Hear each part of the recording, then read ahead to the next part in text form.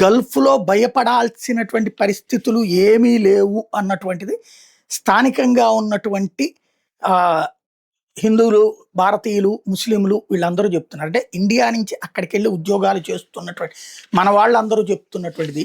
నిన్న నేను దుబాయ్‌కి సంబంధించినటువంటి గణేష్ రాయపూడి గారికి సంబంధించిన ఒక ఆడియోతో సహా వినిపించాను. ఎందుకంటే మనకిక్కడ ఉన్నటువంటి పత్రికలకు కానీ, టీవీలకు కానీ ఈవెన్ ఇంటర్నేషనల్ మీడియా గూడా గల్ఫ్‌లో ఎవరు భోజనం చేయట్లేదు, ఎవరు మంచినీళ్ళు గూడా తాగట్లేదు అన్నంత భయాందోళనతో వణికిపోతున్నారు. ఉద్యోగాలు ఆగిపోయినాయి, ఉపాధి ఆగిపోయింది, బ్రతుకు తెరువు కష్టమవుతోంది. క్షణ క్షణం భయం భయంగా బ్రతుకుతున్నారు. అంటే 1, 2 సోషల్ మీడియా పోస్టుల ద్వారా గూడా అది నడిచింది. అయితే తాజాగా అటు నిన్న నేను ఆయన గణేష్ రాయపూడి గారు చెప్పుకొచ్చిందేంటి అసలు ఏ ప్రాబ్లమ్ లేదు. ఫస్ట్ 2 రోజులు మాత్రం కొంత భయపడ్డాం. శబ్దాలు ప్లస్ భయానికి. ఆ తర్వాత చూస్తే అద్భుతమైన అడ్మినిస్ట్రేషన్ చేస్తుంది దుబాయ్.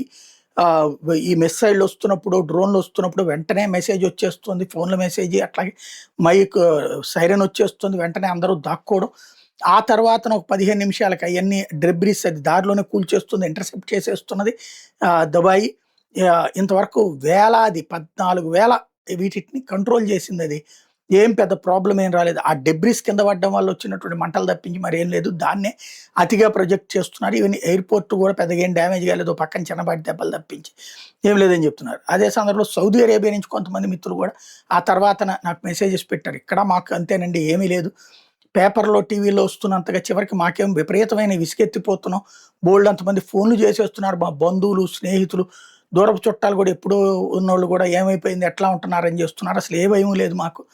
మొదటి 1, 2 రోజులైతే ఇబ్బంది పడింది తప్పించి ఇప్పుడేం ప్రాబ్లమ్ లేదు. ఈవెన్ భోజనాలకి ఇబ్బందని ఇట్లాంటివి కూడా ఏమి లేదు. ఉద్యోగాలు ఎవరి ఆళ్ళు చేసుకుంటున్నాం. వ్యాపారాలు ఎవరి ఆళ్ళు చేసుకుంటున్నాం.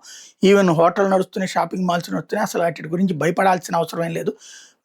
ఎక్కువ భయపడొద్దని ప్రజలకు చెప్పండి అని చెప్తున్నారనమాట.